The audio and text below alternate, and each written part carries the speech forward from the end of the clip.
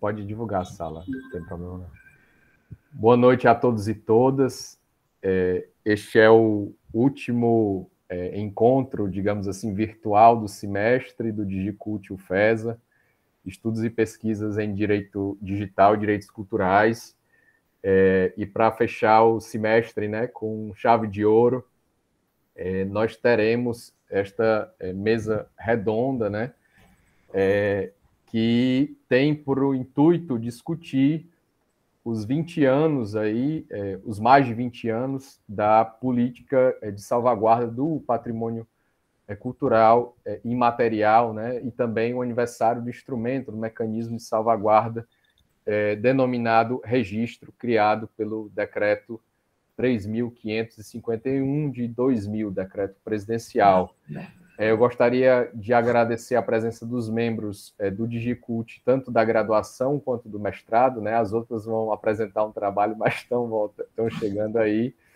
E agradecer enormemente a presença também de um auditório qualificado, né? Luciene Simão está aqui, o professor Humberto Cunha, o Moacir, o mestrando, o Bruno, aí, a Vládia, uma das nossas primeiras mestras do programa, né, e a todos os alunos de graduação que se interessam por esse debate tão relevante. Uma mesa que era para ter acontecido no ano passado, e só agora que nós conseguimos organizar. Então, para nos acompanhar nesse trajeto iluminado, né, nós convidamos duas mulheres incríveis e que participam, dialogam, pesquisam o tema há muito tempo, né, e participaram, inclusive, de debates internacionais e nacionais relevantíssimos, de importância crucial sobre a política para o imaterial no Brasil. Então, hoje, conosco, nós temos a professora Cecília Londres, que é licenciada em Letras, mestre em Teoria da Literatura e doutora em Sociologia. Ela pesquisadora do Centro Nacional de Referência Cultural, coordenadora de projetos da Fundação Nacional Pró-Memória, é membro do grupo de trabalho, né?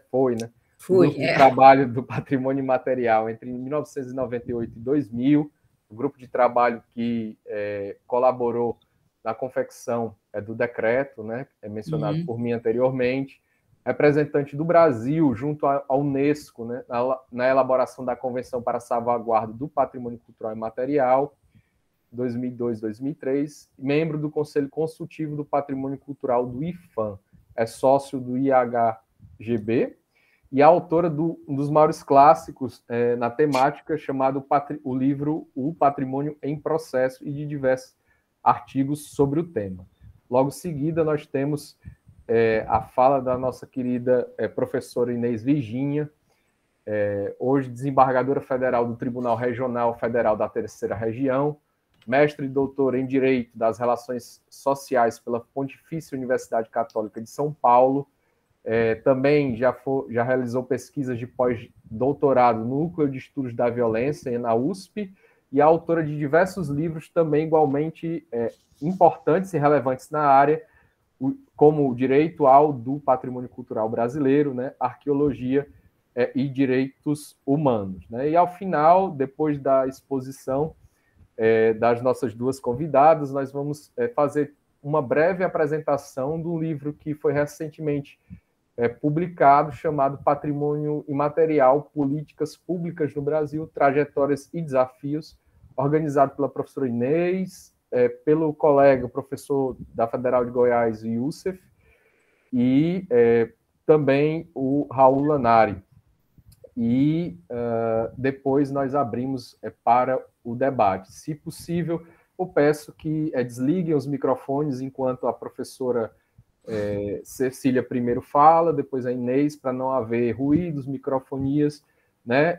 A todos e todas vai ser dada a oportunidade de fazer perguntas e intervenções, tá certo? Agradeço novamente a presença de todos e passo de imediato a palavra para a professora Cecília Londres, né, que, como o nome dela está dizendo, foi pontualíssima aqui. Muito obrigado, professor. Tento honrar o nome.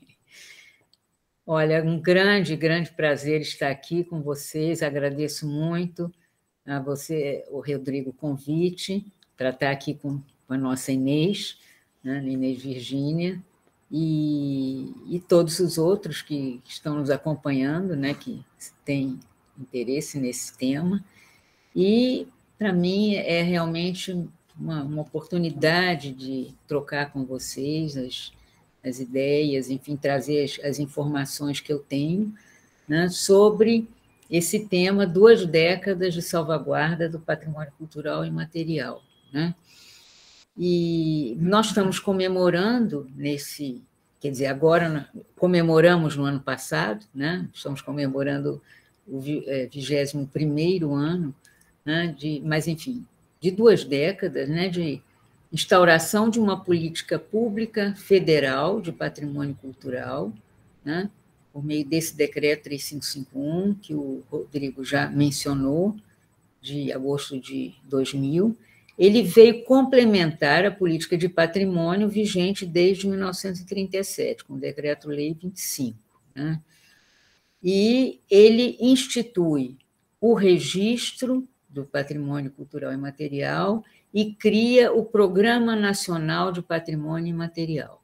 Tá? Quer dizer, essa iniciativa, né, ela veio dar uma nova configuração à atuação do poder público do Estado federal, né, na preservação dos bens culturais, e que foi viabilizada pela Constituição Federal de 1988, né, que incorporou nos trabalhos da Constituinte experiências, sobretudo dos anos 70 e 80, que foram muito ricas e decisivas para exatamente fazer uma análise crítica e propostas, né, no sentido de ampliar, né, essa questão dos bens culturais, da noção de patrimônio, e reconfigurou significativamente a noção de patrimônio cultural, né, no artigo 215, 216, nos 2 artigos, e os agentes da preservação, né? Quer dizer, quando ele menciona o Estado com a colaboração da comunidade, né, que será encarregado da preservação. E, como diz o Piano Bezerra de Menezes, né, quer dizer, há uma transferência da matriz do valor cultural do Estado para as práticas sociais, né, quer dizer, das comunidades que passam a fazer parte, a serem parceiras, né, no processo de preservação do patrimônio. Né? Então, é uma demanda, né, que veio com a Constituição e foi concretizada no Decreto 3551, quer dizer, tanto de caráter conceitual, na medida em que os estudiosos, enfim, já apontavam, né, há algum tempo o caráter elitista e, consequentemente, também excludente dos critérios de seleção, né, para constituir o patrimônio cultural brasileiro, através do tombamento, que era um instrumento que existia, e também demandas de caráter sociopolítica, quer dizer, por parte de grupos, né, da sociedade brasileira que não se viam representados no patrimônio constituído pelo IPHAN, né? E que já tinham sido, inclusive, evidenciadas junto ao próprio IPHAN, essas demandas e esse caráter muito restrito, né? Por exemplo, por ocasião dos pedidos de tombamento que foram realizados, né, nos anos 80, da Serra da Barriga, né, do local do Quilombo do Zumbi dos Palmares, né, e em 1985, e o terreiro da Casa Branca, em Salvador, né, é um terreiro mais antigo da Bahia, de 1830, e que foi tombado em 1986, numa sessão do Conselho Consultivo, que foi extremamente agitada, né, porque havia todo um grupo que não via o menor sentido em tombar um terreiro, nenhum valor histórico, artístico, né, mas o relator foi o Gilberto Velho, né, e veio com argumentos muito poderosos E ainda mais se a gente pensar, né, que até meados do século XX, pelo Código Civil Brasileiro, essas práticas eram criminalizadas, né? Das religiões de matriz africana eram criminalizadas, e até, eu não sabia, fiquei sabendo, a capoeira era criminalizada também, né? E as culturas indígenas e populares eram apenas, e afro-brasileiras, enfim, matéria para os folcloristas, né? E era o que o Aloysio Magalhães chamou, né, de patrimônio não consagrado. E até foi o Olímpio Serra que, eu lendo uma entrevista dele, ele mencionou essa questão da capoeira, eu sinceramente não sabia, né? E então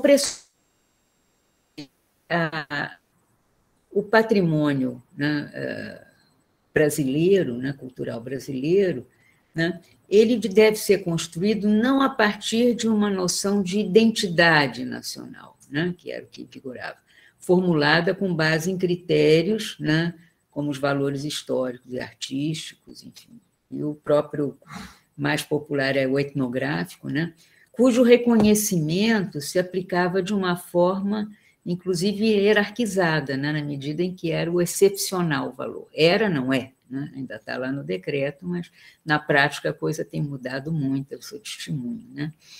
E visando justamente o objetivo da Constituição é a representatividade no patrimônio, nesse discurso que é do patrimônio cultural brasileiro, conjunto de bens, né, reconhecidos, da diversidade cultural brasileira, né, sem recorrer a qualquer hierarquia de valores, né?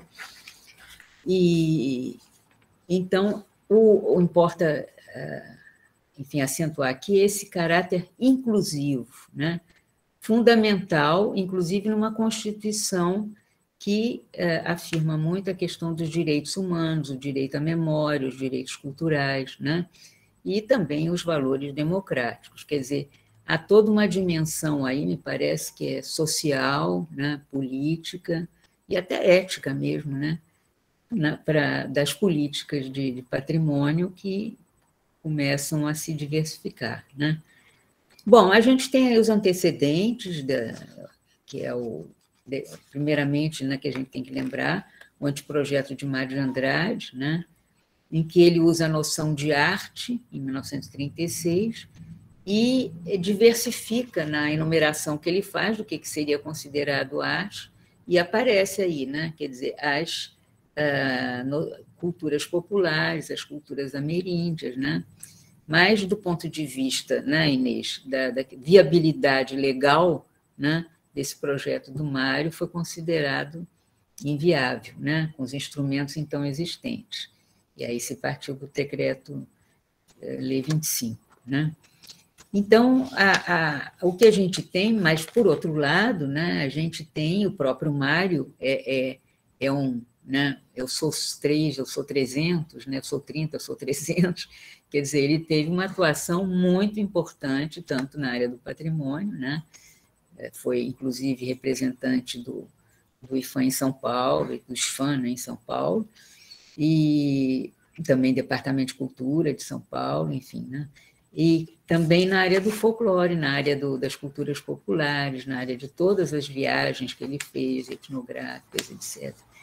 Então, a gente tem aí todo um trabalho dele, dos folcloristas, né, que depois, né, foi a campanha de defesa do folclore brasileiro, enfim, não vou enumerar aqui, né, e que está no Centro Nacional de Folclore e Cultura Popular, que é o herdeiro dessa corrente de instituições, né, que era da Funarte e que foi integrado ao IFAM quando da criação do Departamento do Patrimônio Imaterial. Quer dizer, então, o IFAM, né, trouxe para a área do imaterial toda essa bagagem, enfim, né, do trabalho do folclore, que tem colaborado muitíssimo por os projetos, para os processos de registro, né? E outro, enfim, antecedente importante, né, os trabalhos que o Rodrigo mencionou, né, do CNRC e da Promemória, né, e a noção de referência cultural, que eu costumo chamar que foi o giro copernicano, né, no sentido de que os valores têm que estar fundados no ponto de vista dos sujeitos, né, que produzem e que se reconhecem nos bens, enquanto fatores de uma identidade coletiva, de pertencimento, né? Quer dizer, a partir desse ponto de vista, né, que deve ser feito o reconhecimento, enfim, do patrimônio cultural e material, né? E o que a gente tem também como outro marco é a Carta de Fortaleza, né, um seminário organizado lá pela Márcia Santana, justamente em 1997, o objetivo de implementar, né, na política federal de patrimônio o texto da Constituição. Quer dizer, necessidade de elaborar, né, não só de reelaborar a questão do conceito, que isso também é uma coisa que ainda está meio discutível aí, mas as formas adequadas de reconhecimento, né, de titulação e de preservação. Então, foi um marco fundamental, né? E outro marco fundamental foi a elaboração no departamento, então, no Departamento de Identificação e Documentação do IPHAN, da metodologia do Inventário Nacional de Referências Culturais, né, pelo Antônio Augusto Arantes, que é um instrumento adequado para a produção de conhecimento abrangente sobre os bens culturais. Quer dizer, não é só para o material, nem só para o imaterial, né? Quer dizer, são as referências culturais dos determinados espaços que são onde é aplicado em NRC, né? Quer dizer, foi um instrumento realmente fundamental para trazer essa visão, né, da referência cultural na prática da identificação dos bens, né, e da produção de conhecimento também. E outro antecedente importante é o programa da Unesco, Obras-Primas do Patrimônio Oral e Material da Humanidade, né, que teve 2 edições, em 2001 e 2003, mas foi proposto, acho que em 1999, que o Brasil apresentou, inclusive, né, propostas na segunda edição, e que ele pedia, né, para os proponentes que apresentassem planos de salvaguarda, que foi alguma coisa que foi incorporada à política de patrimônio material, né? E outra também foi a questão da anuência prévia e informada dos detentores para que o processo pudesse seguir, né, na instituição, certo? Então, a gente tem aí já, digamos assim, um esqueleto, um arcabouço, né? E o início desse trabalho se deu no âmbito desse Programa Nacional do Patrimônio Imaterial, com um projeto que exatamente foi proposto pelo Centro Nacional de Folclore e Cultura Popular, a Secretaria de Patrimônio do Ministério da Cultura, ainda não tinha o DPI, que é o projeto Celebrações e Saberes da Cultura Popular, tá? Que aplicava o INRC, né, em várias frentes, e desse projeto resultaram vários registros, né? Entre eles do ofício das baianas, o modo de fazer viola de coxo, João, que uma das correntes era a questão da viola, da sonoridade, da musicalidade, né? E outro instrumento que é pouco conhecido também, criado no âmbito do... sumiu aqui. No âmbito desculpa. No âmbito do DPI, né, foi o Inventário Nacional da Diversidade Linguística, né, e que o IBGE parte, aliás, está meio parado, mas, enfim, nós temos, contando todas as línguas, que é aquela idade da unidade linguística do Brasil, aquela coisa, mas nós temos mais de 200 línguas, né, que foram identificadas no Brasil, né, e não só as línguas indígenas, as línguas também, né, de origem africana, e as chamadas línguas de imigração, né, o Talian e o Hunsrück, enfim, no sul, né, claro. E, enfim, outras línguas aí, que eu acho que é um trabalho que corre pouco conhecido, mas é muito importante, né? E o decreto 3551, né, ele teve um caráter muito sucinto, porque a ideia é que como era alguma coisa assim muito nova, né? Inclusive em termos internacionais também, certo? Então, a ideia é que a percepção era de que era na implementação, na elaboração, na experiência que se poderia realmente, enfim, elaborar, né, diretrizes, critérios, tinha esses princípios básicos, né, que eu enumerei, mas os critérios realmente seriam critérios mais detalhados, teriam que vir dessa experiência, né? No decreto 3551, os critérios são a continuidade histórica, né, do bem, quer dizer, que se convencionou, né, e é uma convenção, enfim, não só do Brasil, 3 gerações, 75 anos, de comprovação da existência daquele bem, né, e o que não está explicado, a relevância nacional, e depois eu vou voltar a esse tema também, né. E outra coisa importante do decreto é a instituição da revalidação do título de patrimônio cultural do Brasil. Quer dizer, como está se falando de bens processuais e dinâmicos, né? Quer dizer, a ideia de que não há nenhum controle legal, o Estado não tem controle, o Estado tem um papel de apoio, de mediação, né? Então, é necessário esse acompanhamento e para realmente, né, verificar se o bem continua se manifestando ou, quer dizer, parece muito fácil, mas não é, né?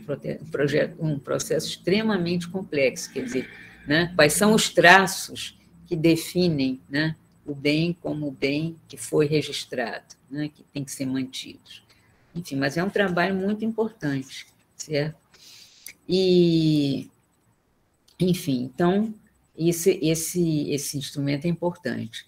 E a gente tem aí essa questão do imaterial, né, que é um termo muito discutível, mas que já vinha, a Unesco já usava, né, já tinha um departamento lá, e, de alguma maneira, foi considerado conveniente estrategicamente, né, porque abriu a possibilidade de criar um departamento no âmbito do IPHAN, né, para desenvolver essa política.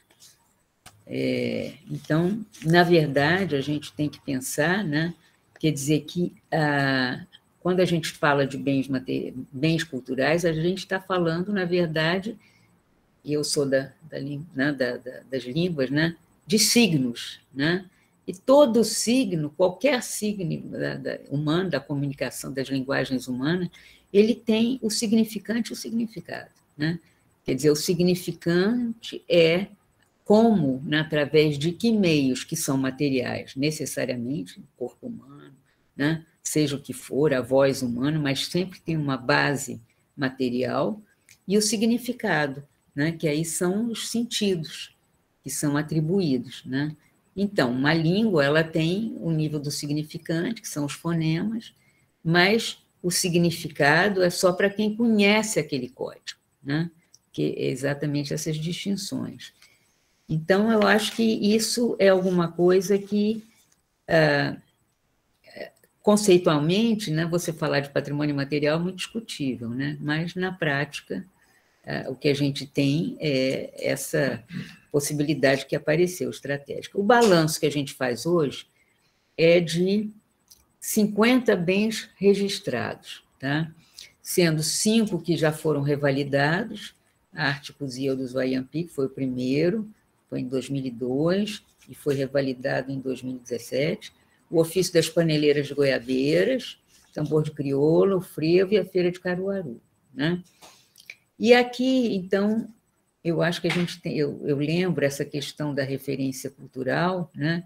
Quer dizer, esse critério da relevância nacional, ele não é medido, né? E a gente vê isso no conjunto dos bens registrados, não é medido por uma dimensão ou quantitativa ou de repercussão do bem, né? Porque quando você fala em nacional, você pensa, bom, tem que ser como a capoeira, né? Que é até internacionalmente conhecida.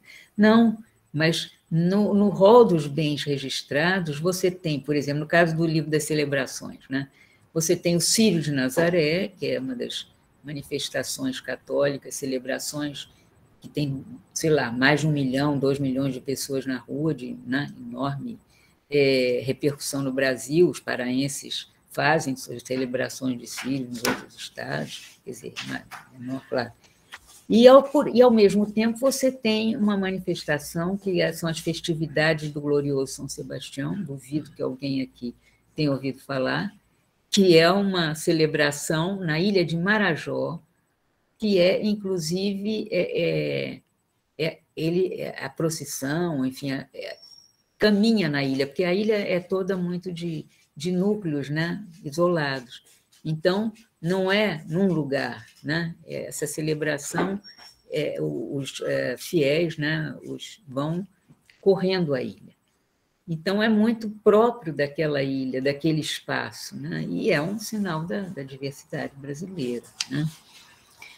E a gente tem aqui bens de âmbitos distintos, né? Capoeira, nacional, outros que são de abrangência regional, modo de fazer viola de coxo, jongo do Sudeste, né? Alguns são estaduais, como o tambor de crioula, e a grande maioria é local, né? Como o ofício das paneleiras, lá de Goiabeiras, né? Que é uma região lá no Espírito Santo, né? E a gente tem, atualmente, né, os bens inscritos nas listas da Convenção da Unesco, né, para a salvaguarda do patrimônio cultural e material da humanidade, 2003, e que eu até já vi aqui, nós temos na lista representativa, né, nós temos 6 bens, enfim, não vou enumerar aqui, mas o samba de roda, né, o frevo, o complexo cultural do Bumba Meu Boi, a roda de capoeira, enfim, e o Círio de Nazaré também está, são 6. Na lista do patrimônio cultural que requer medidas urgentes de salvaguarda, tem só um, que é o ritual Yancoar, do povo Enauê, que realmente estava ameaçado, eu não sei como é que está hoje. E tem uma lista que é muito interessante, que é a lista de melhores práticas de preservação, né, que aí a gente tem o próprio PNP, Programa Nacional de Patrimônio Material, e o Museu Vivo do Fandango, está nessa lista. Tá? Bom, agora fazendo um balanço aí das conquistas, né, e dos desafios para a gente andar. Quer dizer, primeira coisa que é muito evidente, eu acho que é um orgulho para a gente, é o caráter nitidamente pioneiro dessa política tão mais consistente de patrimônio material, né? Quer dizer, eu que estava lá na Unesco, eu via que realmente os países tinham, no máximo, questão de comissões etnográficas e tal, né? Mas uma política que já em 2002 já tinha uma certa consistência, né? Já tinha o decreto, já estavam aí os processos caminhando da arte cozil, das paneleiras e tudo, né? Então, foi um subsídio importante para a elaboração, até que houve uma reunião, inclusive, no Rio de Janeiro, para a preparação da Convenção de 2003, né? E o Brasil também participou da criação do CRESPIAL, que é o Centro Regional para a Salvaguarda do Patrimônio Imaterial da América Latina, que foi criado em 2006, né? Então, eu acho que é muito, muito importante frisar esse caráter consistente, né, dessa política, tanto nos critérios de identificação, de titulação, como, sobretudo, na questão da salvaguarda, né? Porque são as várias etapas do processo de salvaguarda que são cumpridas, né, são acompanhadas pelo IPHAN, com todo o apoio, né? E o Estado, ele é mediador, ele é apoiador, ele é articulador, né, com outras políticas públicas, mas ele não há nenhuma intervenção, nenhum controle, né? Então, além disso, a salvaguarda, ela tem um caráter singular em cada processo, em cada bem, né? Quer dizer, cada bem requer medidas específicas para a continuidade, para a viabilidade, para a sustentabilidade, né? Quer dizer, e são muitos fatores que influenciam nisso, quer dizer, não é só a questão da transmissão, que é um fator importantíssimo, né? mas difícil, porque nem sempre as comunidades, né, os jovens querem assumir a continuidade de uma tradição cultural, os mais velhos, enfim. E, então, há toda uma série de medidas de salvaguarda voltadas para essa transmissão, certo? E a questão do protagonismo dos detentores, né? Que todas as etapas da implementação têm como base agentes coletivos, certo? Quer dizer, o pedido tem que ser coletivo, não pode ser de um indivíduo, como no caso do tombamento, né? Tem a anuência, a instrução do pedido é toda feita numa interlocução com os detentores, né?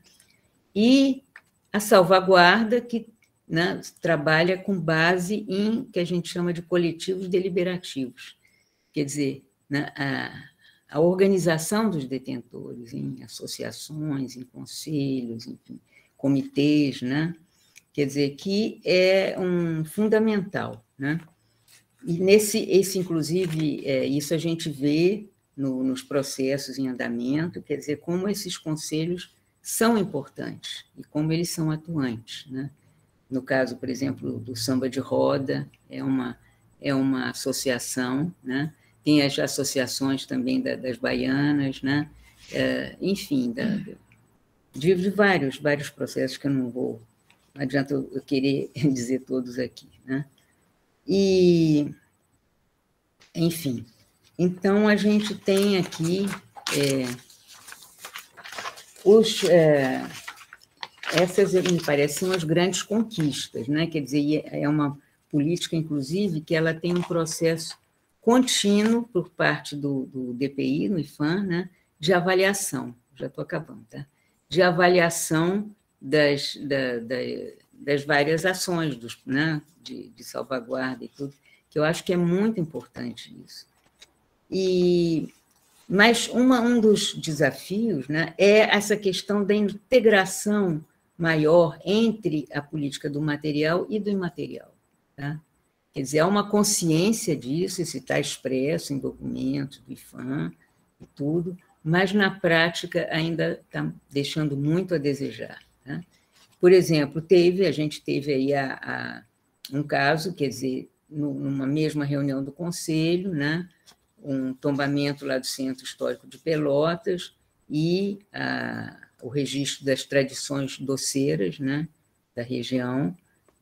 A gente tem um caso interessantíssimo, né, que aí não foi alguma coisa que se acrescentou, quer dizer, no mesmo espaço, no mesmo lugar, né, a gente tem um tombamento e um registro. Estou falando das exposições das missões jesuíticas, né, no Sul, né, que a gente tem lá, né, dos primeiros processos de tombamento, né, a edificação das missões, onde os índios eram catequizados, né, pelos jesuítas, mas os guaranis entraram com um pedido no IPHAN de registro, porque ali, para eles, é um espaço sagrado, o espaço da Tava Miri dos guaranis, tá? Na cosmogonia dos guaranis.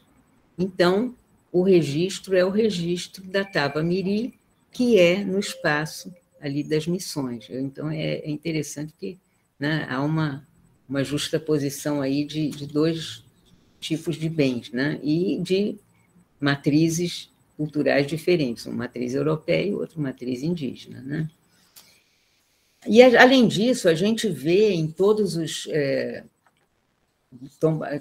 registros feitos, né, a necessidade, quer dizer, a preservação do patrimônio material, ela depende não apenas da transmissão, mas do contexto, né, do acesso às matérias-primas, por exemplo. Quer dizer, o material está presente o tempo todo, né? Então, é muito importante que essas matérias-primas, senão, como é que as paneleiras vão fazer, né? As panelas, as baianas, o acarajé, né? A viola de coxo, né? Até eu não sabia, numa entrevista do Olímpia, a capoeira usa uma planta, enfim, a bimba, né? Que o birimbau é feito com essa bimba, eu não sabia, né? E, além disso, a gente tem espaços, né, onde, por exemplo, os saberes que são registrados são sistemas agrícolas tradicionais, né? Que tem no Rio Negro, né? E tem nas comunidades quilombolas do Vale da Ribeira, que é interessante, quer dizer, né, no cultivo, na prática do cultivo, né? E esse do Rio Negro eu conheço mais, inclusive, uma variedade enorme de mandioca, né? E que são conhecimentos passados ali pela comunidade, né? Oral, né? No livro das celebrações isso também é muito claro, né? Quer dizer, a gente tem a importância dos espaços, né? Dos bens móveis e imóveis, né? Das igrejas, etc. e tal. Mas também tem de bens naturais, por exemplo. Recentemente eu fiz uma relatoria, né? Do registro do banho de São João em Corumbá e Ladário, que é uma cerimônia que a procissão desce a ladeira, né? E vai para a beira do rio, ali, né, do Rio São Francisco. E ali, então, eles dão banho nas estátuas, nas imagens de São João, né? Tem todo um ritual. E também, por exemplo, na Romaria dos Carros de Boi da Festa do Divino Pai Eterno, em Goiás, em Trindade. Também, né? Quer dizer, se você tirar os carros de boi, você descaracterizou totalmente esse bem, né? E é interessante porque os jovens, eles estão, apesar do desconforto, que é uma romaria, né, num carro de boi, né, eles dizem, não, mas é um sofrimento gostoso. Eu achei o máximo. Quer dizer, há um engajamento realmente na transmissão e na assumir a continuidade, né? Bom, e, enfim, não preciso dizer, né? Inclusive as formas de expressão, é claro, os instrumentos, indumentária, adereços, tudo isso, né? E o livro dos lugares, que eu acho que é muito interessante, porque são espaços onde se reproduzem, né, e se dão práticas culturais coletivas. Então, não é um espaço físico determinado, né, que é, de alguma maneira, enfim, protegido pelo tombamento, né? Quer dizer, se pega a feira de Caruaru, ela estava num lugar e foi para o outro, mas a feira é a feira, né? Não descaracterizou, né? E, enfim. Bom, aí outro desafio é exatamente a complexidade dos processos de revalidação, né? Quer dizer, como avaliar essas transformações em termos da caracterização dos bens registrados, né? Quer dizer, o critério de autenticidade, obviamente, não é um critério que se utilize, né? A própria noção de tradição é uma noção bastante dinâmica, né? Então, o que a gente vê na hora da revalidação é, por exemplo, de repente há uma ideia, não, vamos mudar a nomenclatura, a área de abrangência, aparecem novos, né, lugares onde aquele bem é identificado, né? E o perfil dos detentores, muitas vezes, usa o espaço de produção, muitas vezes passa do espaço doméstico para um espaço, né, maior, enfim, um galpão ou uma coisa qualquer, né? E, enfim, são mudanças que ocorrem, mas que, segundo a avaliação, não descaracterizam o bem registrado, né? Pelo contrário, são mudanças necessárias para que haja a continuidade, né? E, bom, e essa questão das transmissão, que eu já falei, na importância do apoio, e, sem dúvida nenhuma, o registro ajuda na valorização por parte dos jovens e das comunidades, né? Mas, de qualquer maneira, fica muito claro que há uma necessidade de maior difusão, né, da noção de patrimônio material, do registro, não só junto aos detentores, mas também junto à sociedade, né? E eu sempre penso muito na questão da educação, né? Como o patrimônio poderia ser importante na educação, né? No transversal, no início né? No ensino de várias disciplinas, né? Não apenas história, geografia, né? Questão das ciências mesmo, essa questão dos sistemas agrícolas e tudo, né? Então, isso aí é muito, muito importante, né? Também. E além disso, além dos coletivos, né, foram criados vários centros de referência nos locais onde há bens registrados, né? Lá em Santo Amaro tem um centro de referência importante, enfim, Paraty, vários lugares, né? E essa avaliação dos impactos do registro na dinâmica do bem, né? Que muitas vezes suscitam interesses comerciais que vêm até com... Né? Não estão interessados na integridade do registro, mas e que também são confrontos, né? Mas há vários confrontos nesse processo de salvaguarda. E, inclusive, no caso das baianas, acho que vocês conhecem, né? Que é essa questão da intolerância religiosa, né? Quer dizer que um dos motivos do pedido foi porque, né, começaram a disputar o mercado da venda de acarajé em Salvador, mas o acarajé é comida de santo, né? Está associada ao candomblé. E, inclusive, acarajé significa bolinho de fogo, né? E aí veio, então, o bolinho de Jesus, né? Quer dizer, que não está ligado às religiões de matriz africana. Isso foi até um dos motivos que levou ao pedido de registro, né? Quer dizer, essa questão do... E outra questão também importante é a apropriação indébita de aspectos do bem registrado, que ocorreu, por exemplo, na arte Uziwa dos AMP, que houve uma empresa que pegou os padrões e começou a reproduzir em papel de parede, né? E sem nenhuma consideração pelos direitos da comunidade AMP, né? E aí o IPHAN ajudou, né? E foi acionado um mecanismo de direitos culturais, né? De propriedade intelectual, e eles foram, inclusive, indenizados, né?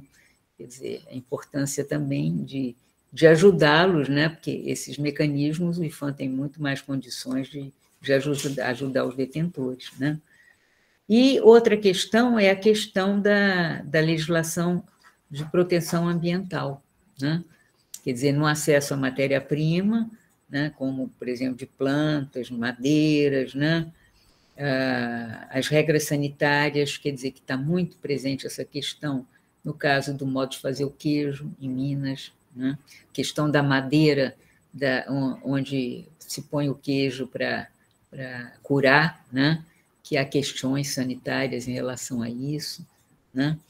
E essa é uma recomendação que já estava na Carta de Fortaleza, que propõe que nos EIA-RIMA, né?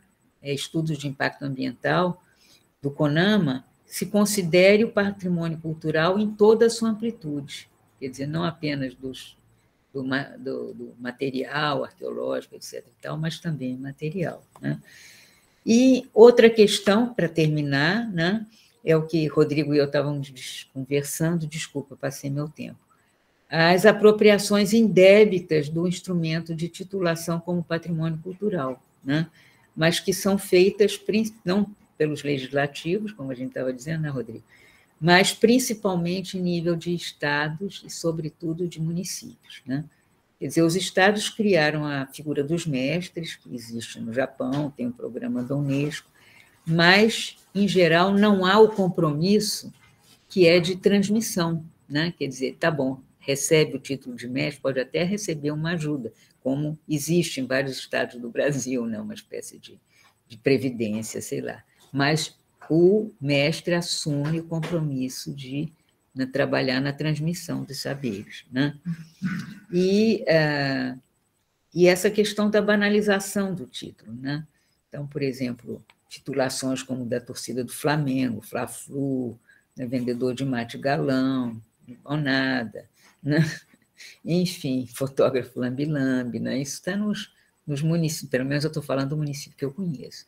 Enfim, então, não sei, mas eu queria trazer esse panorama, né, que é um panorama atual, tá? E agradeço muito a atenção, desculpe ter passado meu tempo, e, enfim, Inês, a palavra está com você. Obrigada, hein? Obrigado, viu, professora? Foi um panorama bem interessante para quem não conhece a fundo a política, pois ou que é o registro, porque a senhora pontuou... Não, você, por favor.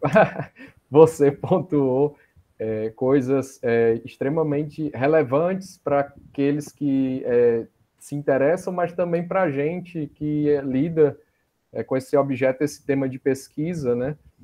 Na medida que essas questões trazem à tona algumas reflexões que são desafios que temos diante de nós, né, atualmente. Até então, só para fazer um parênteses, é muito importante a contribuição, né, que os estudiosos das universidades e tudo vêm dando um grande interesse pelas questões do patrimônio material. Eu sou testemunha que é uma contribuição muito valiosa. Estou falando mais você como testemunha de alguns momentos, inclusive dessa história, né? Reputo que até seja importante aqui que os estudantes ouçam esses relatos e que tenham contato com esses conhecimentos que, em geral, não estão nos bancos da sala de aula, né? Então, agradeço, passo a palavra para a Inês. Olá, boa noite a todas e todos. É uma alegria, uma honra falar depois da Cecília. Ela não deixa a gente chamá-la de professora, né, Rodrigo? Mas a gente tem vontade de chamar a Cecília de professora, porque não tem outro termo mais adequado para tratar a Cecília, mas eu vou tratar de Cecília e não de professora.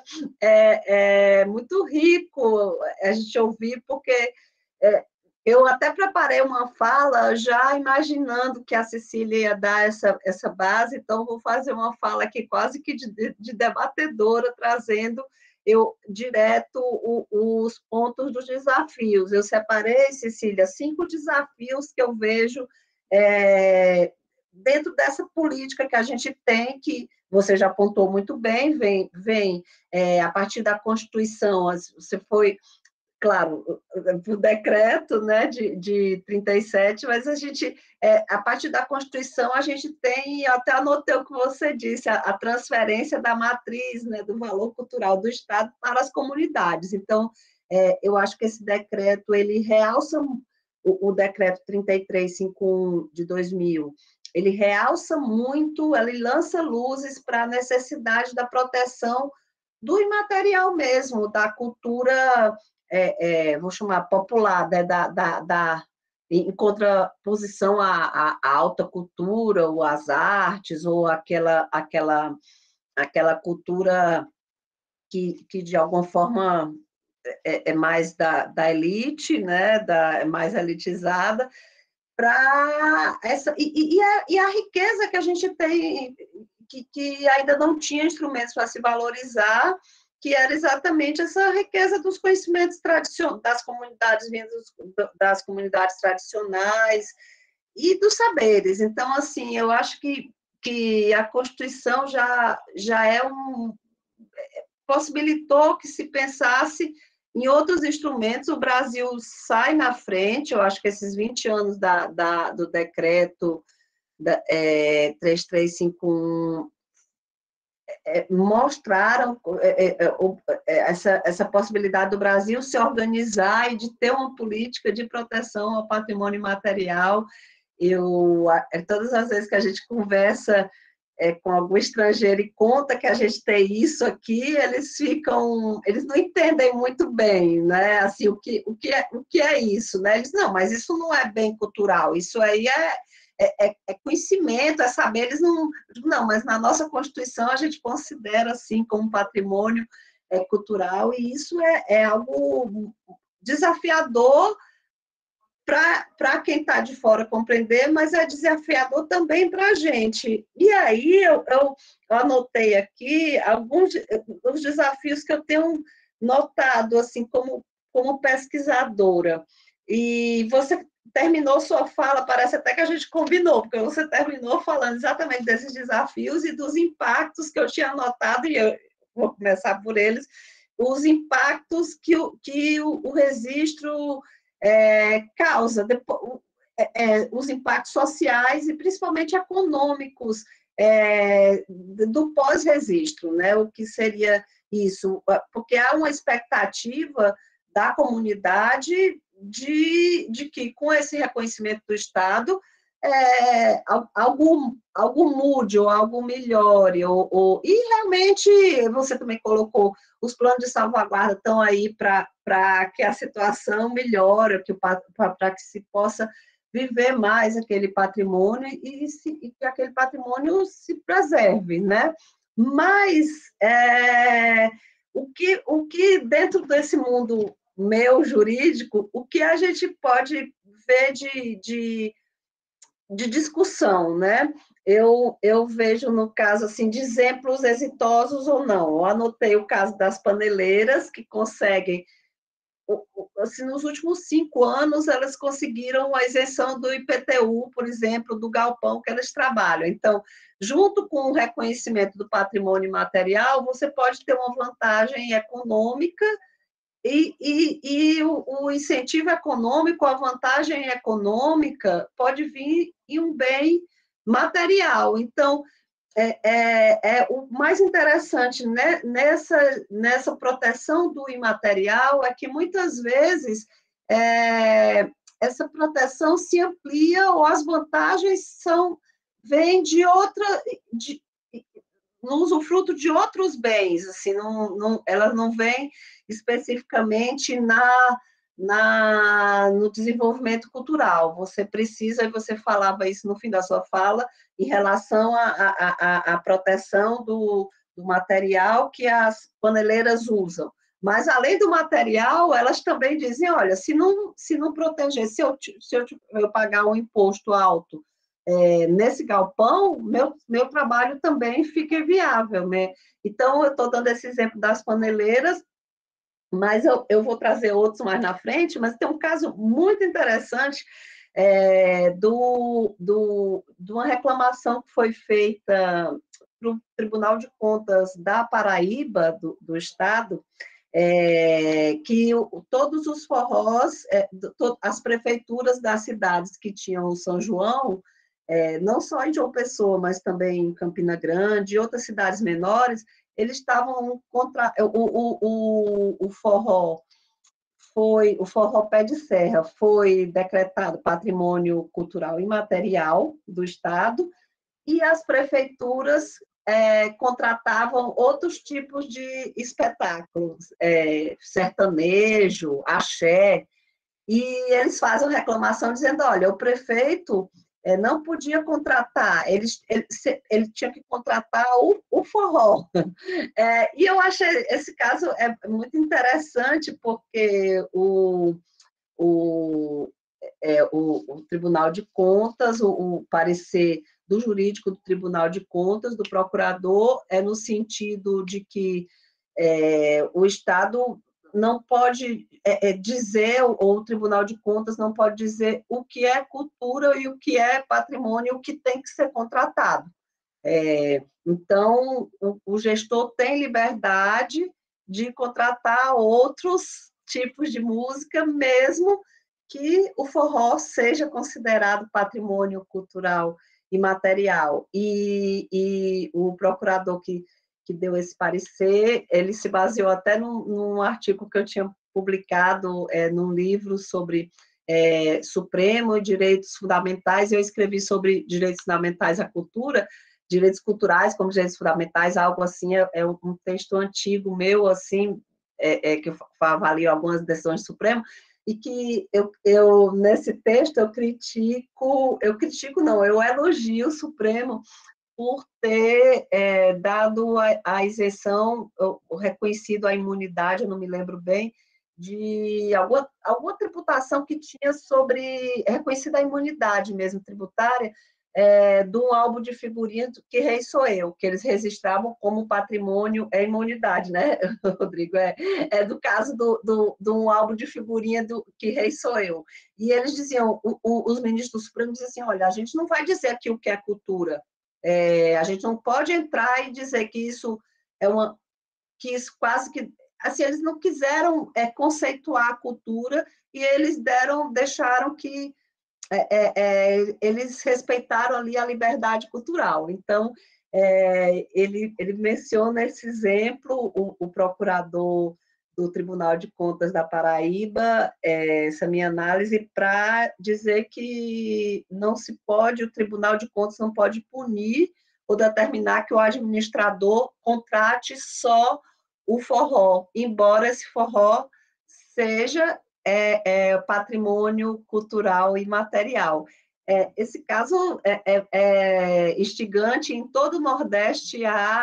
Eu sou sergipana, eu dizia antes de começar, e em Sergipe também há essa reclamação dos artistas, de outros ritmos musicais serem contratados. Então, e isso parece uma questão simples, mas eu me lembro que a Infraero aqui também, no meu tribunal, houve uma série de mandados de segurança, porque ia ter uma exposição no Centro Cultural Banco do Brasil, depois uma exposição na Pinacoteca, e a Infraero começou a dizer que aquelas obras de arte, que eram Picasso e outros quadros vindos do exterior, não eram obras de arte que interessasse a cultura brasileira, então tinha que se pagar um depósito diferente, isso quase que inviabilizava a exposição.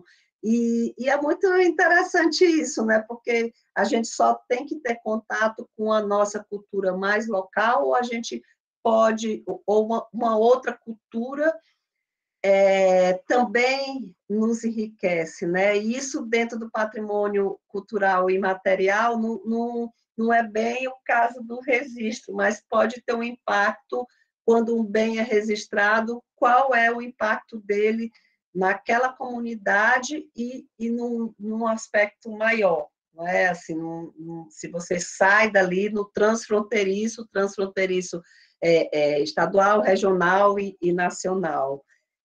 Então, houve esse caso, e aí eu anotei aqui junto a questão seria a mesma coisa de uma questão de uma permissão para ocupar lugares públicos. Será que o acarajé e as produtoras de acarajé em Salvador teriam prioridade em ocupar certos locais, diferentes de outros, ou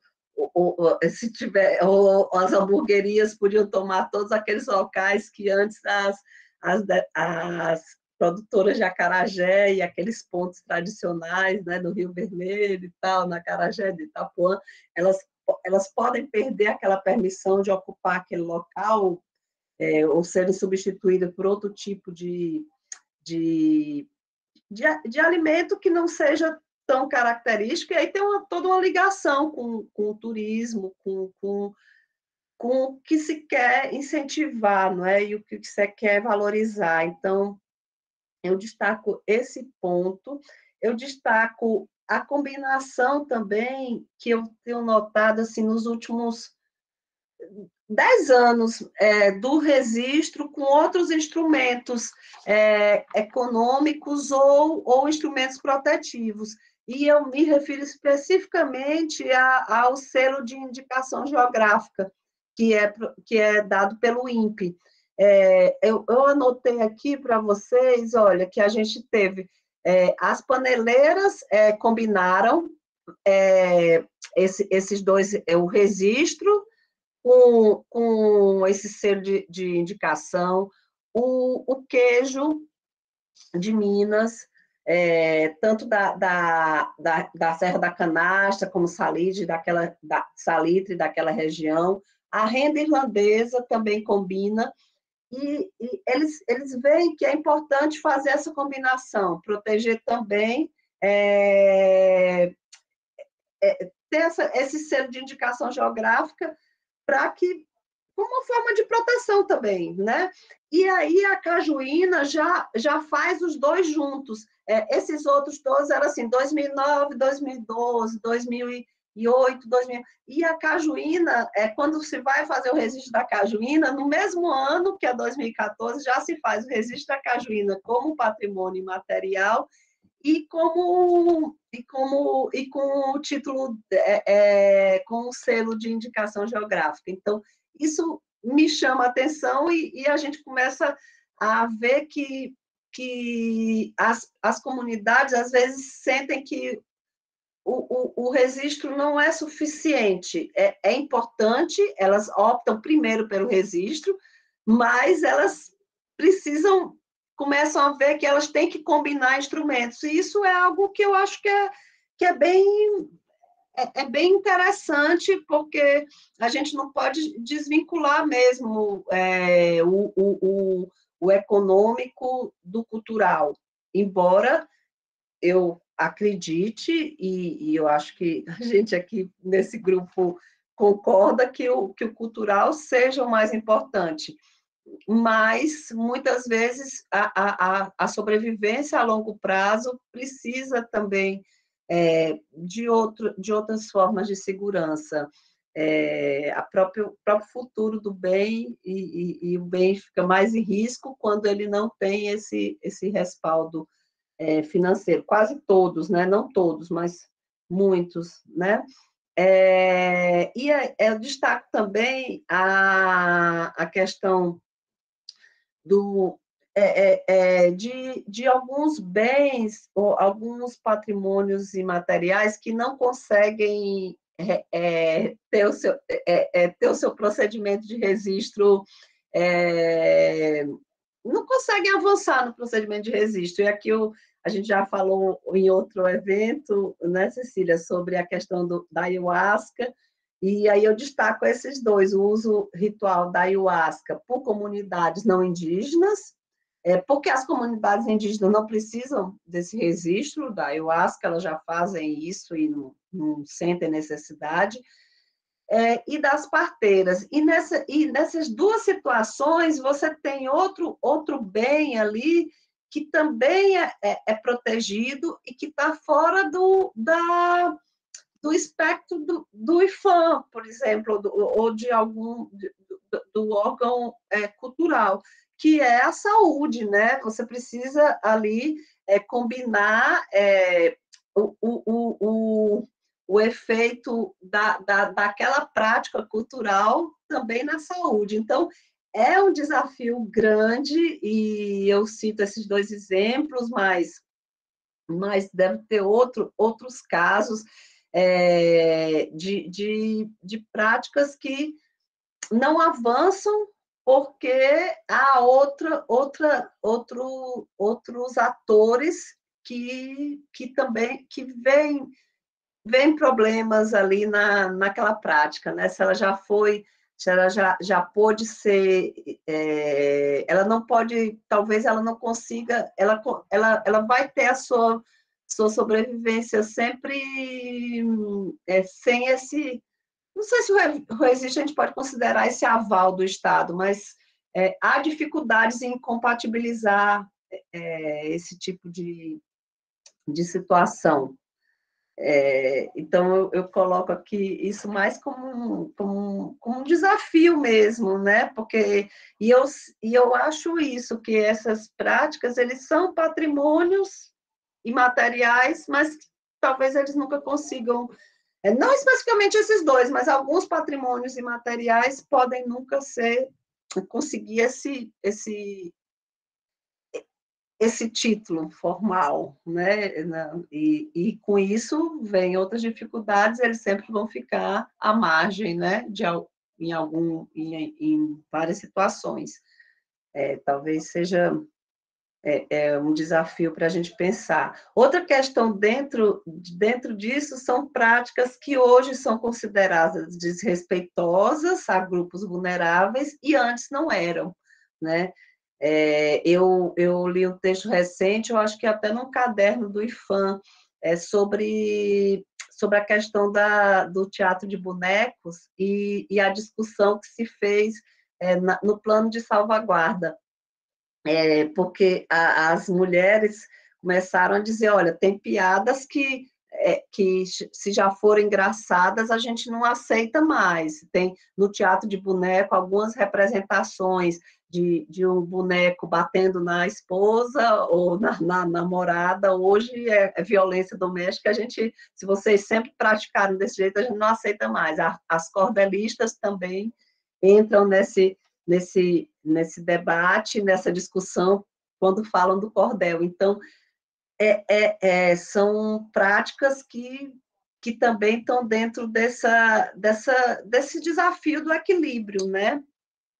Além disso, há novos patrimônios que impensáveis até pouco tempo atrás, e eu vou aproveitar a presença do Humberto e vou falar dessa discussão que ele e o grupo de Fortaleza, vou chamar grupo de Fortaleza, tem levado adiante, que é muito interessante, sobre o registro do humor cearense como patrimônio cultural e material, porque é algo muito... E quando a Cecília falava sobre significante, significado, tem algo ali no humor cearense que tem significado para quem é cearense. Eu tenho meu coração cearense, então posso dizer que tem todo sentido, mas para quem olha de fora, talvez é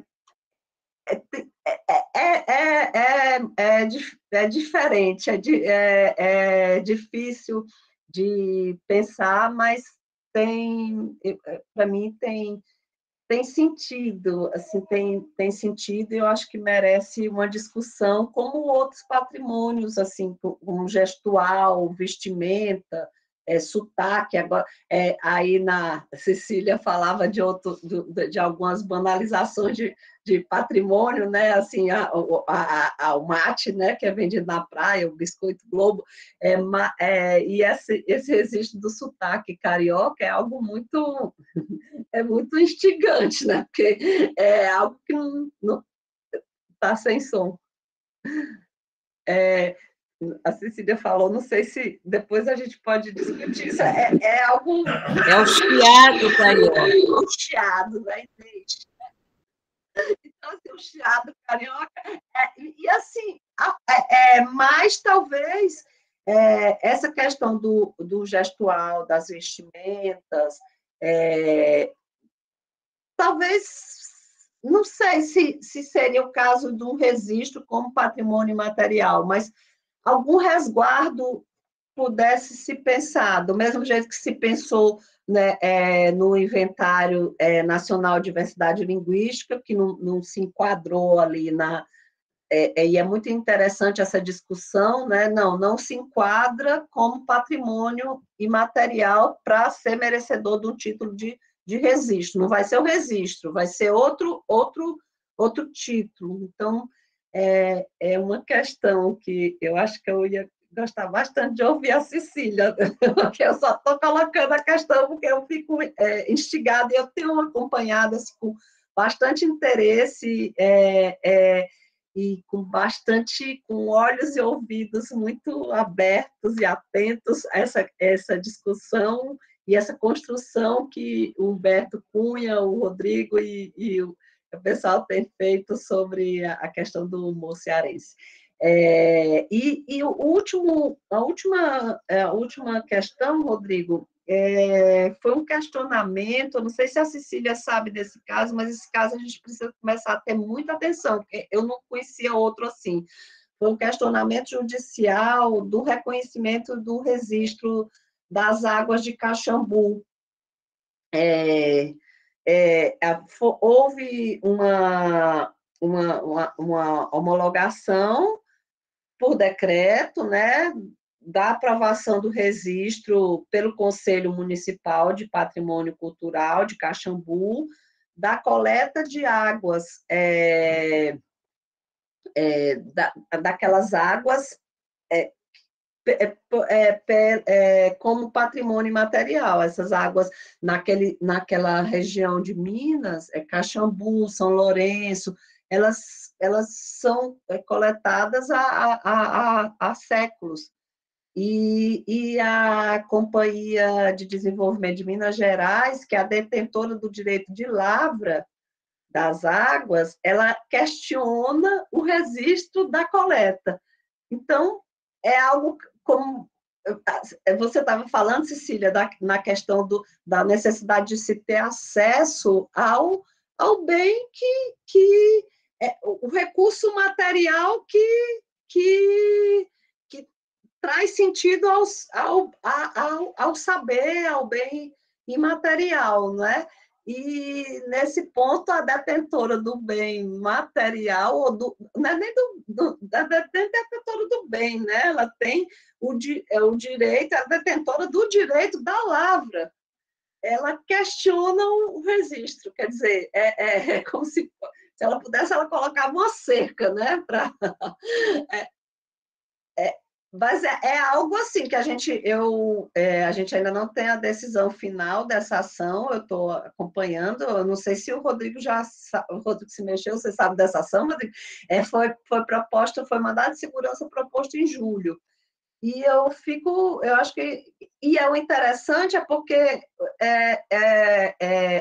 o que se quer, é um processo de registro com laudos, com estudos, e o que é que se questiona ali, né? Porque os estudos mostram que aquilo é um saber, um conhecimento que existe há um século.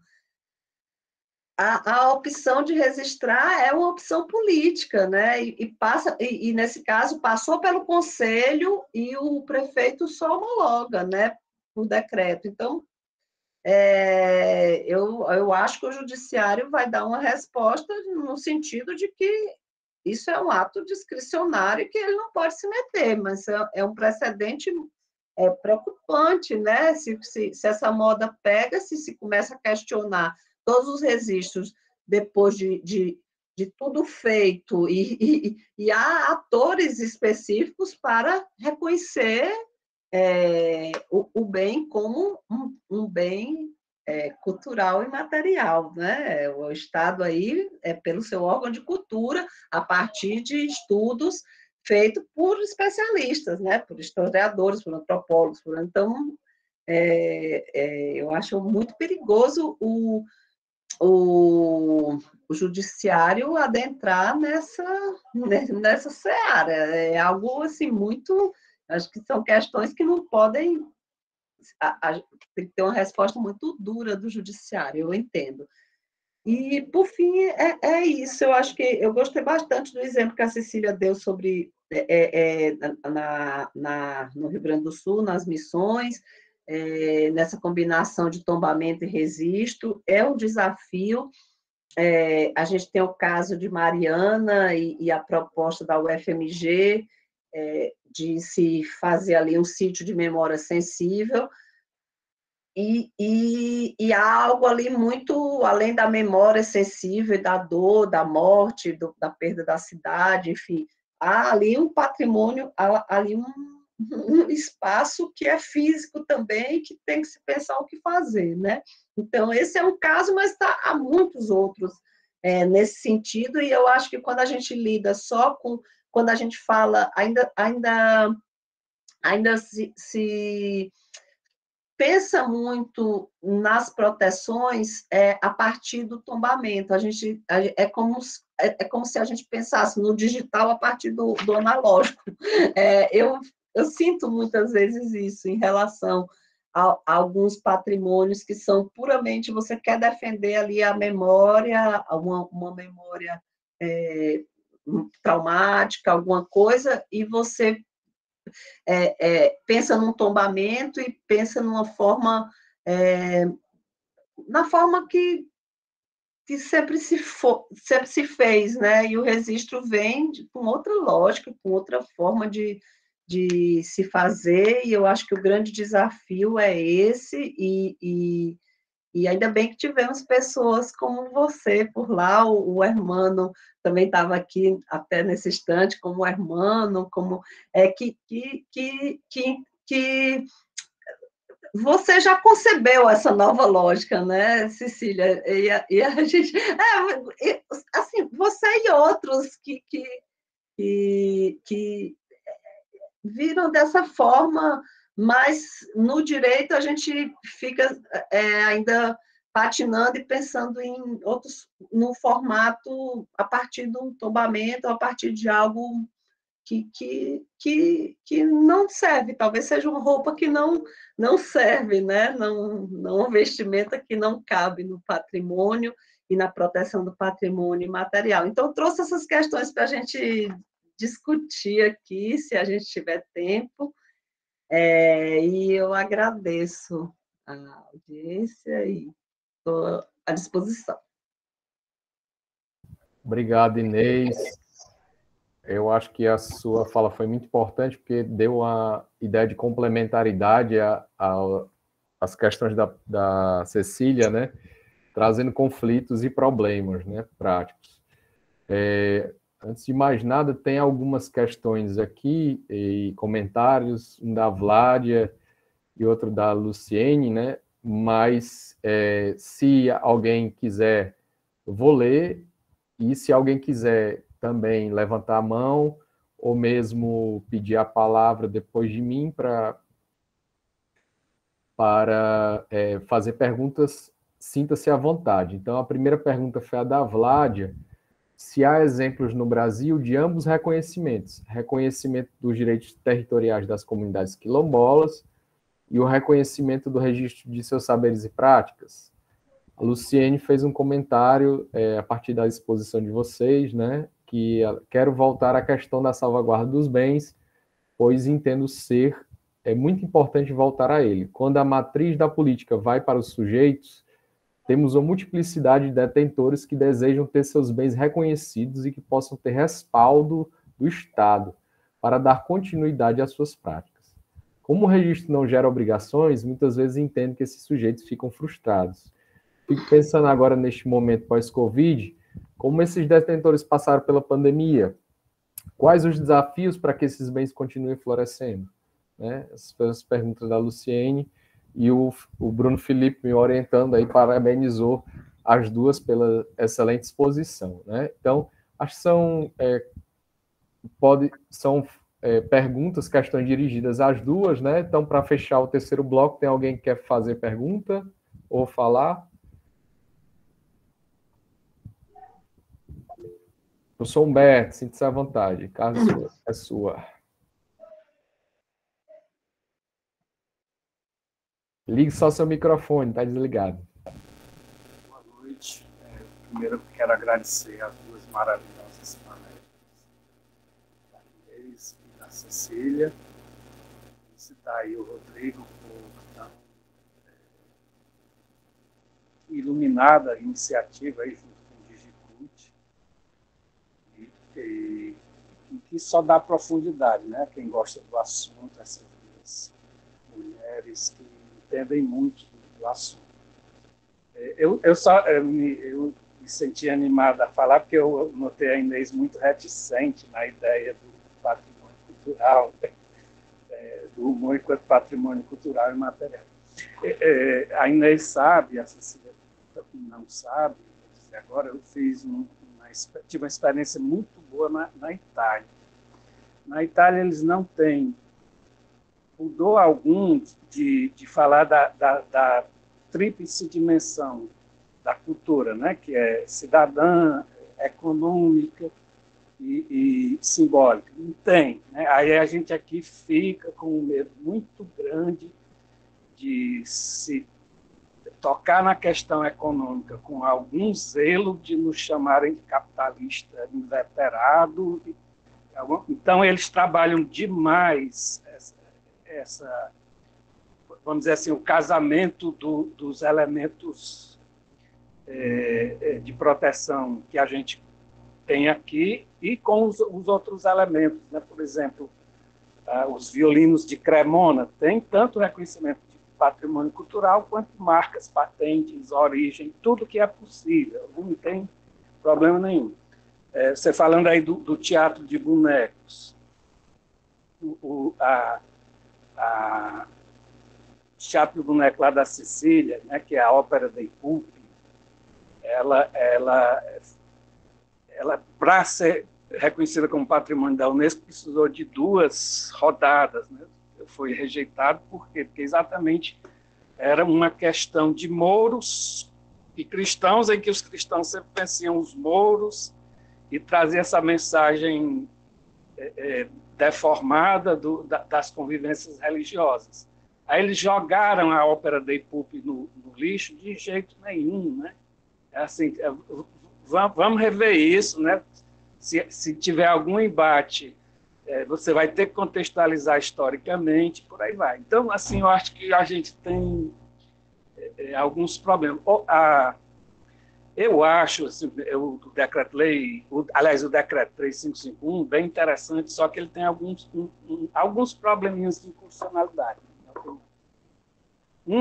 Desses problemas é o caráter nacional. Por quê? Né? O caráter nacional. Por quê que eu acho que é um problema? Eu vou dizer inconstitucionalidade aqui só porque não me vem a outra palavra. Porque a Constituição do Brasil fala de patrimônio cultural brasileiro, só identifica a dimensão brasileira, não é mais patrimônio histórico e artístico nacional, não. Então, por exemplo, o humor cearense não tem problema se um gaúcho não entende, o carioca não entende. Né? Porque, assim, eu não estou falando das piadas dos humoristas, eu estou falando do modo de viver comunicacional entre nós. Né?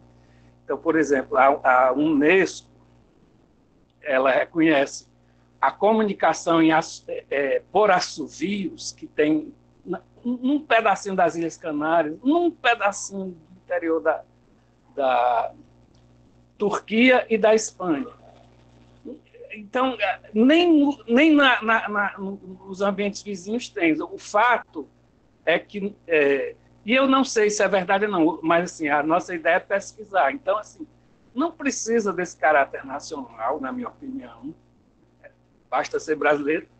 E é como as línguas. A gente não respeita uma língua só se conhecê-la, não, né? A gente respeita porque é a língua dos outros também. Então, mas muito rico, muito... E por fim, assim, eu acho muito interessante algo que eu vi agora na Espanha, com as touradas. Por exemplo, isso me deu um tapa na cara muito forte. Por exemplo, na Espanha também questionam, obviamente, as carreiras, né, as touradas, por causa da violação de direitos ambientais, essa coisa. Mas aí o Ministério da Cultura da Espanha está dizendo assim, tá bem, mas vamos trabalhar para a gente não perder todo o lastro cultural que adquirimos com a tauromaquia, né? Vamos eliminar essa história de matar boi, de não sei o quê, mas não podemos desperdiçar.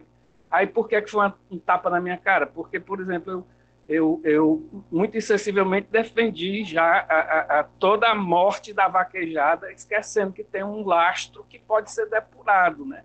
Não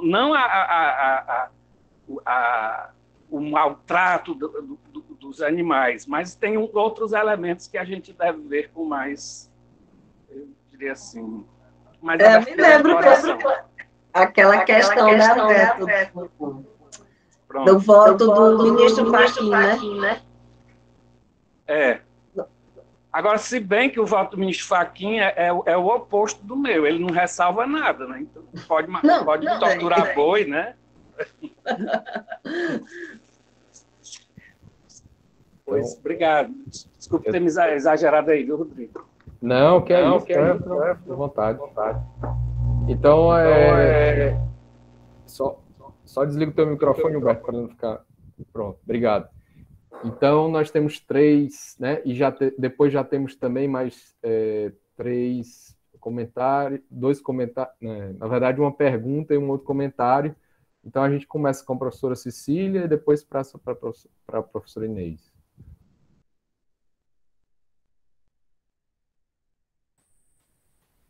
Bom, obrigada. Eu vou pedir, Rodrigo, para você me ajudar a lembrar as perguntas, foram tantos comentários. A pergunta era da Vládia mais diretamente, né? Então, tá. Sobre se há exemplos no Brasil de reconhecimento de territórios de comunidades quilombolas e registro de seus saberes e práticas.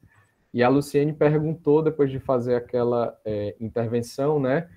Como é que esses detentores, né, passaram pela pandemia? Se existe algum tipo de pesquisa, né? Que desafios, né, para que esses bens... quais os desafios para que esses bens continuem florescendo? depois a gente passa para as outras, que tem nos comentários. Bom, essa informação, infelizmente, eu não posso dar, porque, enfim, não tenho essas informações mais recentes, né? Claro que a pandemia afetou todo mundo, né?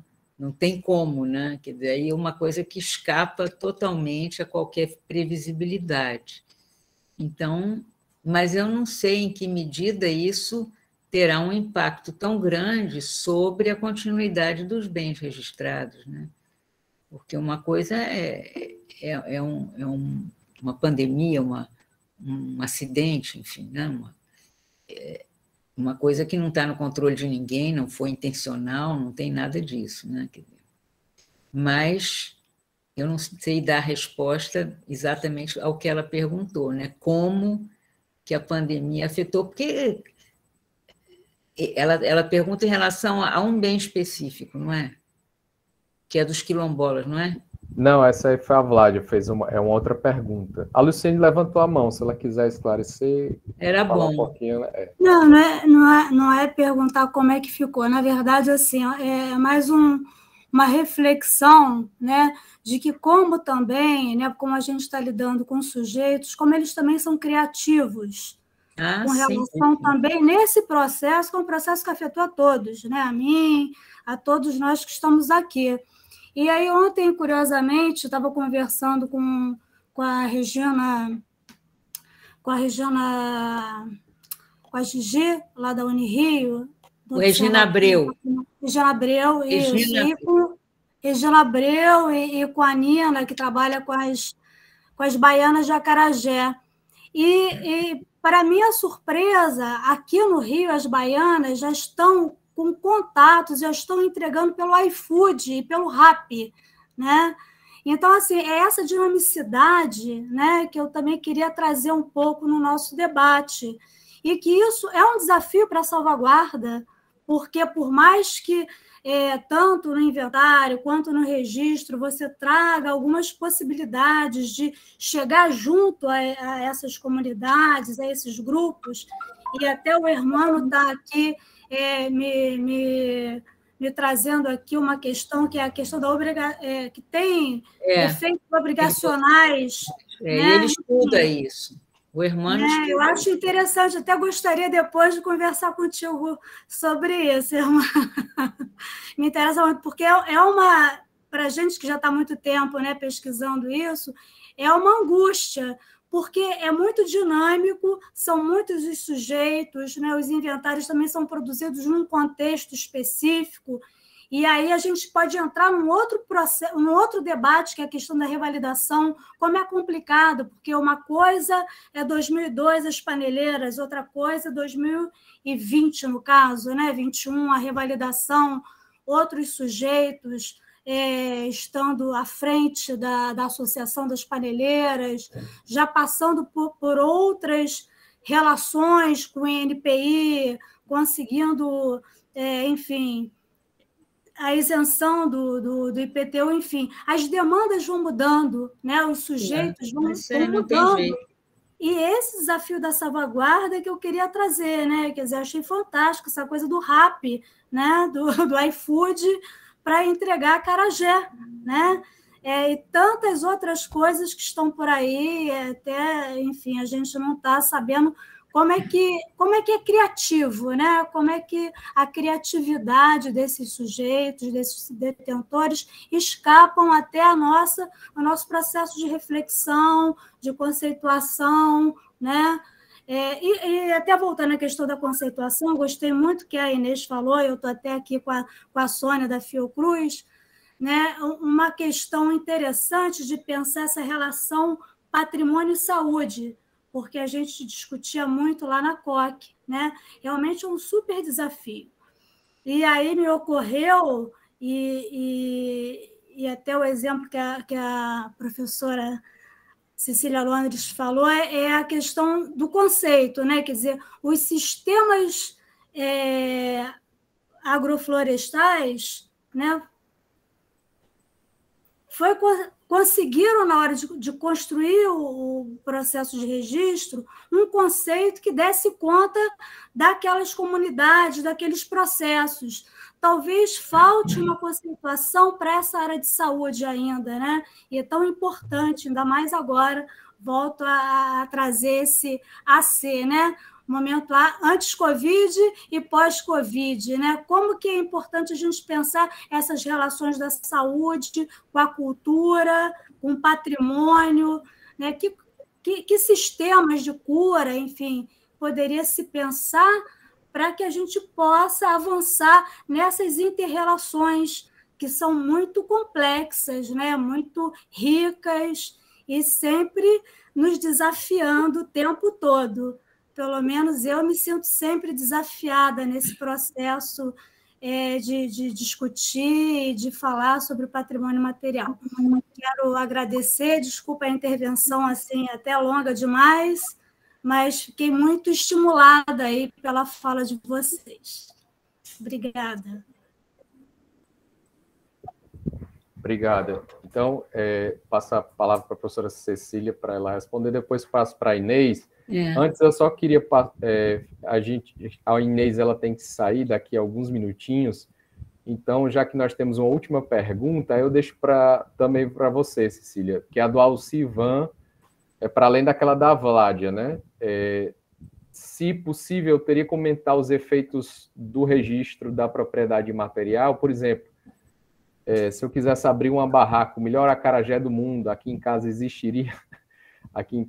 existiria alguma restrição? Então, finalizamos por aí. O Armando também disse que queria contribuir, mas está em trânsito, viu? Pois é, uma pena, o que ele está dizendo aqui.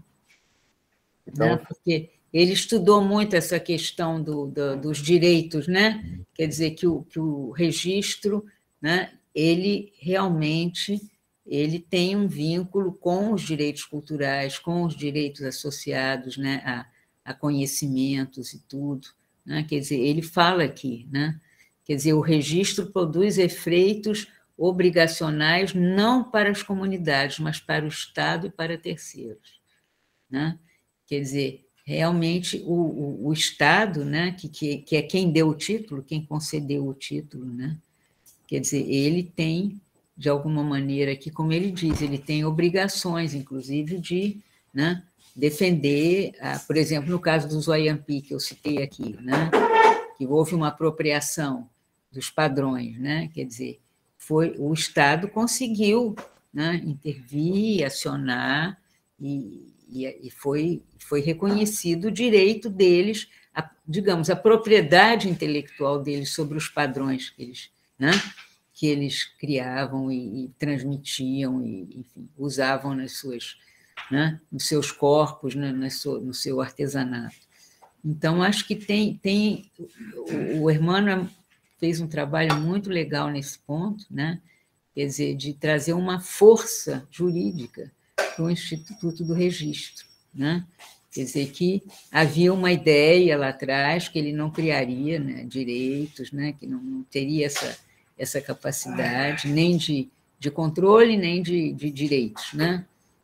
Mas a prática vai mostrando que, né, o registro em si não cria direitos, mas o registro, de alguma maneira, legitima a reivindicação pelo Estado de direitos. Eu acho que talvez é por aí que a coisa, né, se dê, quer dizer, é um argumento muito forte para que, né, os detentores tenham reconhecidos direitos, que estão aí na Constituição, que estão aí nas declarações e tudo, né, sobre o seu patrimônio, de que eles são os detentores, entendeu? Mas o Hermano, sem dúvida nenhuma, é quem pode, né, trazer mais elementos. A Inês não quer falar? Ela vai sair? É a próxima, né? Pode falar. Não, depois... Eu quero. Eu acho, vou pegar carona nisso que você disse, Cecília, eu acho exatamente isso, que o registro não cria direito, não cria, mas ele possibilita, ele dá uma base para que você, que os grupos reivindiquem direitos e até consigam direitos, né? Então, essa pergunta foi feita pelo Alcivan, né? Que eu posso criar eu posso dizer que o meu acarajé é o melhor do mundo? Opa, sumiu? Eita, fé. Porque eu estou lhe vendo. Não, mas interrompeu a sua fala. Não, eu diria, não sei se você concorda, que a pessoa pode, que dentro dessa, os grupos detentores, eles eles têm o direito deles, mas isso não significa que outros não possam dizer que ali tem o melhor acarajé do mundo. Eu não sei se o grupo é diferente do exemplo que você deu de se apropriarem das pinturas, mas eu acho que isso é parte do marketing, né? Isso talvez até... Toda hora você vê, é o melhor chopp do mundo. Aqui tem o chopp mais gelado do Rio de Janeiro, na loja e tal. E não prejudica o direito quem quiser. daquele grupo. Eu acho que não gera uma exclusividade para o grupo nesse sentido. Né? Ele está se autotitulando, problema dele. Né?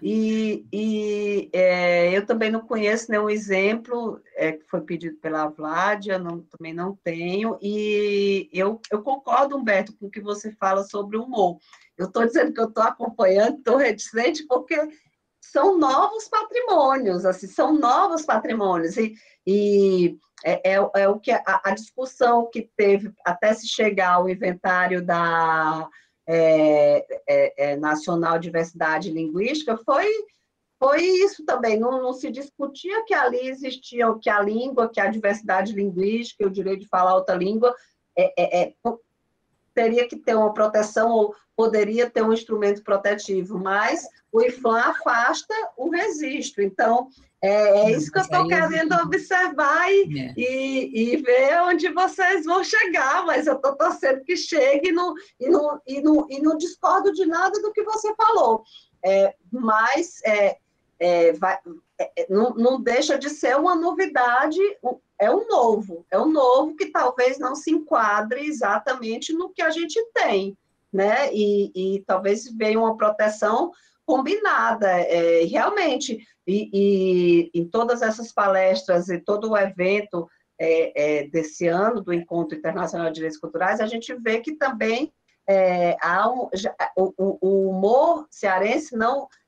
além das relações pessoais e da comunidade, há uma questão econômica importante, e é um pouco do que a Luciene diz, né? Assim, a gente fica um pouco... A gente ainda tem uma visão... A gente tem meio que um pudor, algo... Você também falou isso, né? Quando um patrimônio também tem um valor forte econômico, a gente, às vezes... tem mais dificuldade de defender, o que é errado. Os patrimônios precisam ser...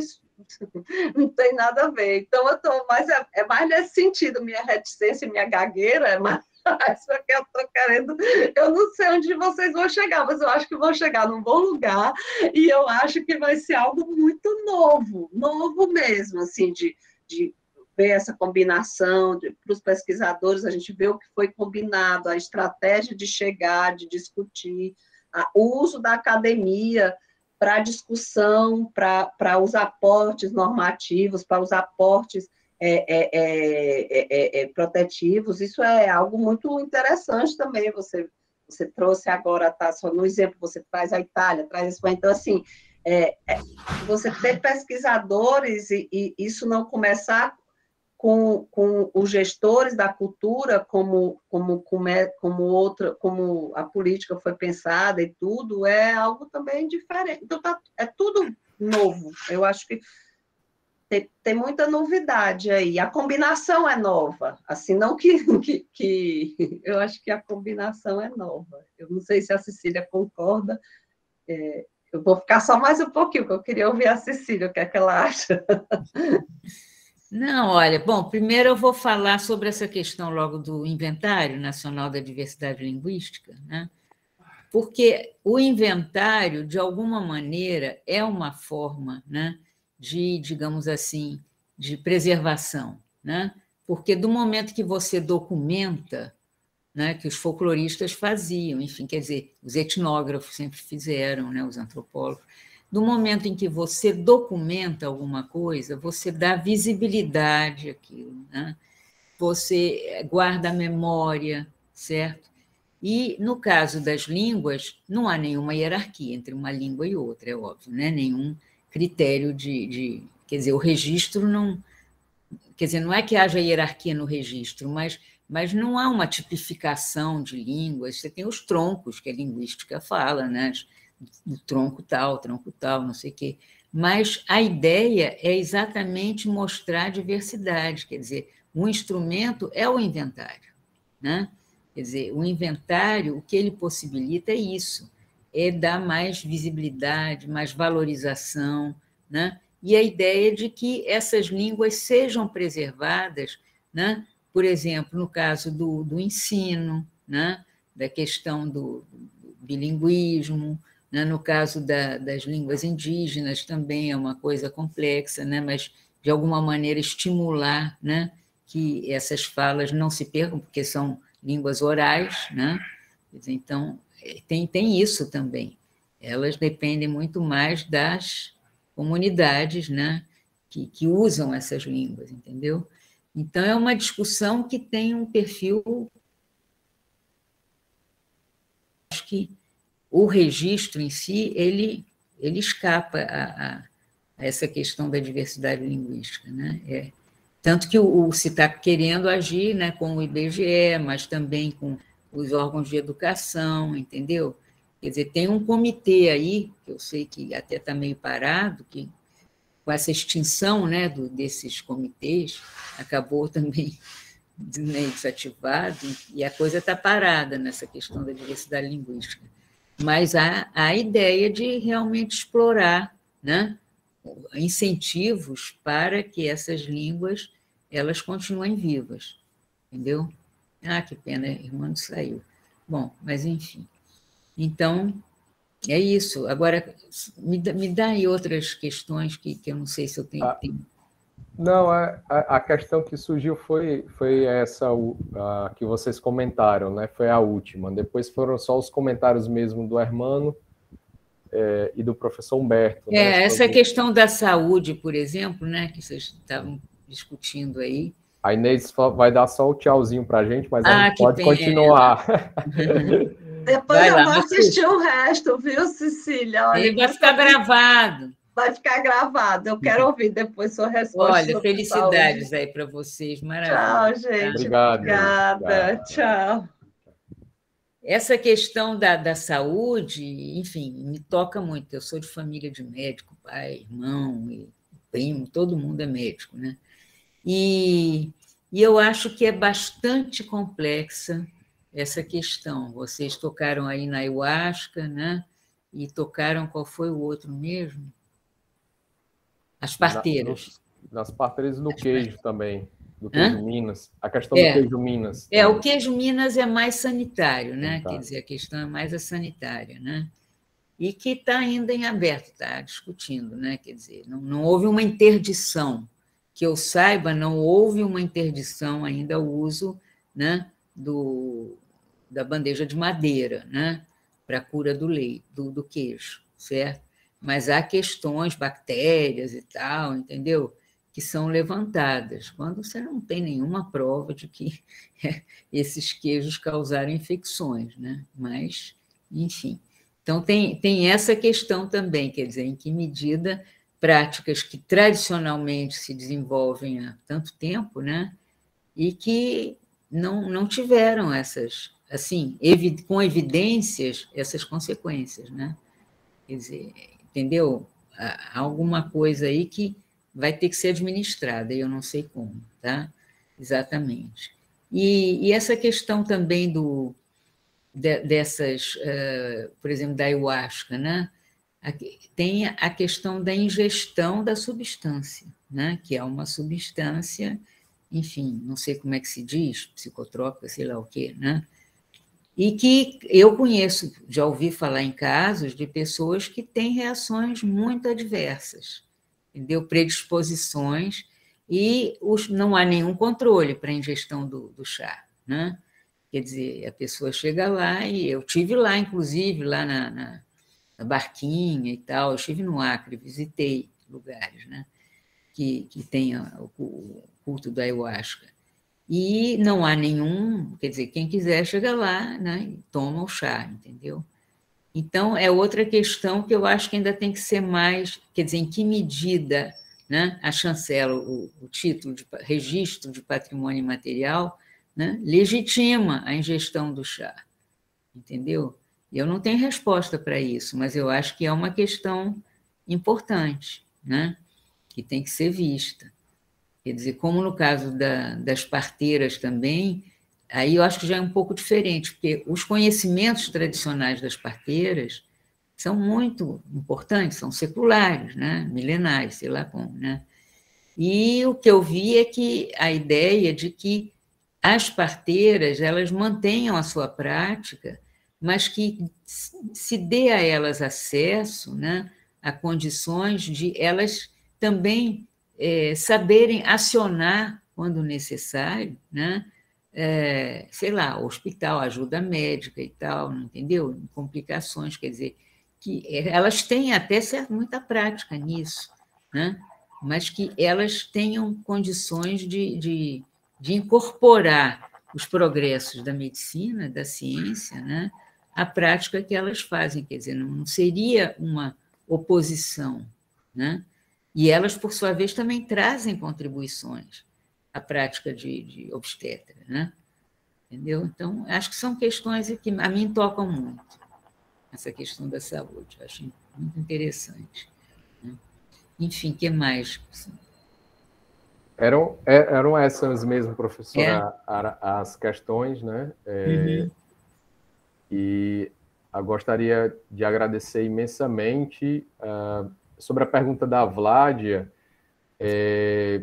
Vládia, há bens culturais registrados, né, como expressões, por exemplo, como o jongo ou o samba do recôncavo, que são praticados por comunidades quilombolas, né?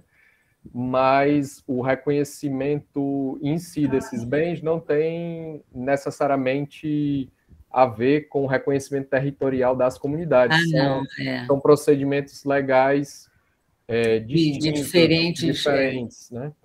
Diferentes orientações. Né? Mas não significa que não se comunique. Sua pergunta foi muito boa, foi muito relevante. Então, eu gostaria, mais uma vez, chegando no fim do nosso tempo, né, imensamente de agradecer à professora Cecília Londres e também a alguns autores aqui do livro, né, o professor Humberto, a própria Luciene, a irmã estava aqui, Sônia, né, a própria professora Cecília, a Inês, e que deixei aqui no link para o chat, né, a síntese dos capítulos, né, nesses tempos, vocês, juventude, que gostam de podcast, né, de escutar todos nós falando um pouco sobre a contribuição de cada um, inclusive traçando debates com algumas questões que nós travamos aqui, tá certo? Então, só devolver a palavra para a professora Cecília para ela dar a palavra final, e aí a gente se despede, o DIRCUT se despede dos eventos remotos desse ano, né, esperando que em 2022 a gente possa se encontrar presencialmente para, se não se abraçar, pelo menos para dar um murrinho assim. Isso, muita falta, né, Rodrigo? Muita falta. Mas, pelo menos, graças a Deus, que a gente tem o recurso, né? Aí do Zoom para poder continuar se comunicando, né? E, olha, eu agradeço imensamente, eu acho que eu aprendi muito, tá, com essa nossa troca, com esse diálogo, entendeu? E é muito bom a gente ver, né, a riqueza de questões que são trazidas, né, em relação à questão do patrimônio imaterial, do registro, da salvaguarda, né?